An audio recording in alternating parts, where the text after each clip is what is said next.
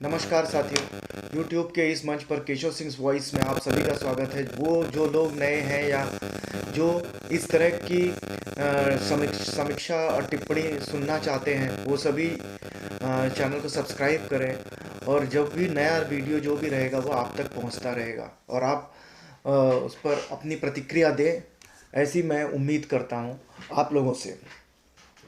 आज हम बात करना चाहते हैं कि पब्लिक डोमेन में जो कि सोशल मीडिया पर एक और बात घूम रही है, वो है टैक्स की, अडानी के टैक्स की, जो कि इस समय विश्व के आप यहाँ इस तरफ स्क्रीन पे देख रहे हैं कि जो सबसे ज़्यादा टैक्स पेयर्स की जो लिस्ट है, 15 लोगों का लिस्ट है, वो लगा हुआ है।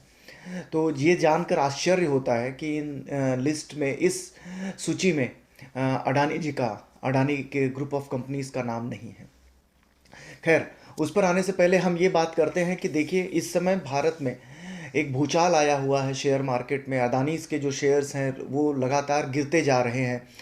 हर तरफ इंटरनेशनल मार्केट में, अंतर्राष्ट्रीय मीडिया में, अंतर्राष्ट्रीय जगत में भी भारत के इस गिरावट की जो चर्चा हो रही है और कथित रूप से जो आरोप लगे हैं अडानीज पे, अडानी ग्रुप ऑफ कंपनीज पे, मनी लॉन्ड्रिंग के और बैंकों में हेरा फेरी के, फ्रॉड के जो केसेस, जो उन पे लांछन लगे हैं, जो आरोप लगाए गए हैं, उन सभी की चर्चा बहुत जोरों पर है। लेकिन कमाल की बात यह है कि भारत की मीडिया इस पर चुप है, उसे सांप सूंघ गया है।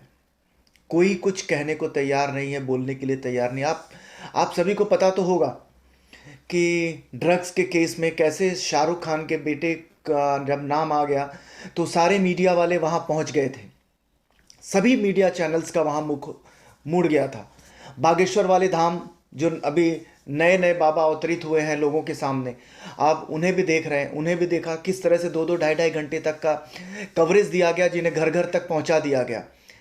और तबलीगी जमात, जब कोरोना काल में तबलीगी जमात का जब ये था, तो उस समय किस तरह से चर्चाएं हो रही थी। लेकिन आज जिस पर चर्चा होनी चाहिए, जिससे लाखों करोड़ों लोगों का सेंटिमेंट्स, उनकी भावनाएं जुड़ी हुई हैं, उनके पैसे लगे हुए हैं शेयर मार्केट में, जो जो लगातार गिर रहा है, उनके ऊपर आरोप लगे हैं कि किस तरह से उन्होंने अकाउंटिंग में मैनिपुलेट किया है और शेयर्स के भाव को ज़रूरत से ज़्यादा ऊपर लाया गया है। और उस पर हो न हो, ये जो सत्ता की जो पैठ है, सत्ता के साथ जो गठबंधन है, ये कहीं ना कहीं ये सारी चीज़ें उसमें ये इंगित करती हैं, दिखाती हैं, उस तरफ इशारा करती हैं। नहीं तो क्या बात है कि आज 5वें 6वें दिन भी हमारी जांच एजेंसियां अभी भी चुप है। अभी तक उन्होंने अपना सर नहीं उठाया है। सेबी चुप है। लगातार शेयर्स में, मार्केट में गिरावट हो रही है, जब सीधे सीधे मनी लॉन्ड्रिंग और अकाउंटिंग में हेरा फेरी जब कहा गया है, उस पर भी जांच नहीं की जा रही है। कम से कम ये तो करके ये सुनिश्चित करें कि नहीं, ये भी बोल दें कि नहीं, जो भी आरोप लगे हैं वो गलत हैं। वो भी बोलने के लिए तैयार नहीं है।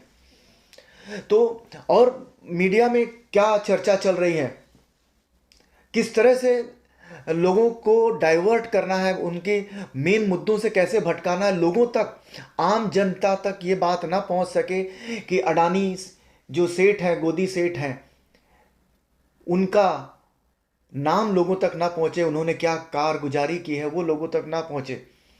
उसके लिए हर वो जतन हमारी बीजेपी की सरकार, या मैं यूं कहूं कि सत्ता में जो रहेगा वो यही करेगा। कांग्रेस होती तो शायद वो भी वही करती, क्योंकि जब जिसे दम्भ हो जाता है, क्योंकि उन्हें पता है कि लोगों को इन सब मुद्दों से सरोकार नहीं है। उन्हें जो सरोकार है वो है राम मंदिर चाहिए, हिंदू मुस्लिम चाहिए। ये सारी चीज़ें अगर कर दिया जाए तो सब कुछ निरर्थक हो जाता है, बाकी कोई मायने नहीं रखता। इसीलिए मीडिया भी उस चीज़ को देख रही है, उस चीज़ को समझ रही है और वो हमें बताना नहीं चाहती है। लेकिन आज YouTube ही एक ऐसा मंच है जहां पर आप, बहुत से ऐसे फ्रीलांसर पत्रकार हैं जहां पर आपको हर वो चीज़ जो सरकार छुपाना चाहती है वो सभी कुछ वहीं से आप लोगों को मिलेगा। सिर्फ आपको उसे ढूंढना पड़ेगा, वहां तक पहुंचना पड़ेगा और वहां पर सब सारी चीज़ें हैं, सारे तथ्य हैं। कोई इससे मुंह नहीं मोड़ सकता, जबकि सभी लोग कह रहे हैं कि अडानी जो पिछले 3 सालों में जो कुछ भी हो रहा है, या यूं कहें कि जब से बीजेपी की सरकार आई है तब से अडानी जिस तरह से दिन दूनी रात चौगुनी तरक्की कर रहे हैं, कहीं तो कुछ होगा। आम जनता क्यों नहीं कर रही है? आज जब उन पे फ्रॉड का आरोप लगा है तो वो कहते हैं तिरंगे की आड़ में वो छुपना चाहते हैं, राष्ट्रवाद का नाम लेके वो छुपना चाहते हैं। तो ये तो वही हो गया जो हमारी सरकार जो कर रही है कि सवाल पूछो मत, राष्ट्रवाद का नाम लो, सारी सारी बातें खत्म, सब कुछ खत्म, कोई नहीं बोलेगा, क्योंकि आप फिर देशद्रोही हो जाओगे। उसी तरह से अडानी ने भी अपनी तुलना देश से कर दी है कि उन पर अटैक मतलब देश पर हमला है। भाई ये तो पहली बार हमें समझ में आया है, हमें भी पता चला है कि अडानी का मतलब भारत हो गया है। अब आ जाते हैं जिस पे मेन जो इस समय जो एक पब्लिक में आम जनता के बीच में जो ये बातें जानी चाहिए थी कि अडानीज जो हैं भारत के नंबर 1 बिजनेसमैन है पैसों के मामले में, और विश्व के तीसरे नंबर पर आते थे। लेकिन जब टैक्स पेयर के पे देखा जाए तो यही अडानी पहले 15 नंबर तक भी नहीं है। तो क्या वो पैसों की हेराफेरी कर रहे थे? टैक्स क्यों नहीं दिया जा रहा था? उन्हें टैक्स से छूट क्यों?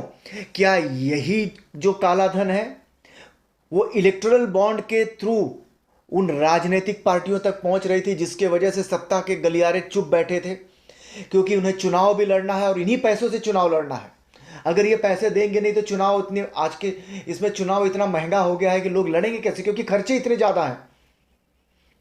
लोगों को खरीदना भी तो है, कैसे खरीदेंगे? शराब पिलाना है, कैसे पिलाएंगे? हम भी तो, आम जनता जो वोटर है वो 500-500 रुपए पे वोट देती है, तो कैसे देगी? तो इन्हीं सब पैसों से तो होगा, मैनेज किया जाएगा। तो क्या वो टैक्स के पैसे वो यहां पर इस तरफ दिए जा रहे थे? इलेक्टोरल बॉन्ड यही है, इसीलिए इलेक्टोरल बॉन्ड को लाया गया था। अगर वो भारत के व्यापारियों में नंबर 1 पर है तो वो टैक्स पेयर में नंबर 1 क्यों नहीं थे? ये सवाल मुझे नहीं, हम सभी को सरकार से पूछना चाहिए कि क्यों नहीं जांच एजेंसियां इस बात की जांच कर रही हैं। तो ये अब हमारा उत्तरदायित्व है कि इस सवाल को उठाएं, या विपक्ष अब इस सवाल को उठाए। लेकिन मुझे पता है कि विपक्ष भी इन सब बातों को, क्योंकि उन्हें भी इससे फायदा होगा, कल वो भी सत्ता में आएंगे तो उन्हें भी इनसे फायदा ही होगा, क्योंकि जो सत्ता में आएगा उसे सत्ता की मलाई खाने को के लिए मिलेगी।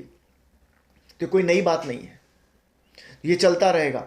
तो इसलिए जनता को जागरूक होना पड़ेगा। अगर आप अपने अधिकारों को लेकर, हम अपने अधिकारों को लेकर जागरूक नहीं होंगे तो ये लोग इसी तरह से लूटते रहेंगे और हम अंधभक्त बन के उनकी अंधभक्ति करते रहेंगे। आज भी कितने लोग हैं जो अडानी की पैरोकारी कर रहे हैं, होंगे वो बड़े बिजनेसमैन, उन्होंने दिया है लोगों को नौकरी, लेकिन किस तरह से दिया होगा इसे भी हम लोगों को समझना पड़ेगा।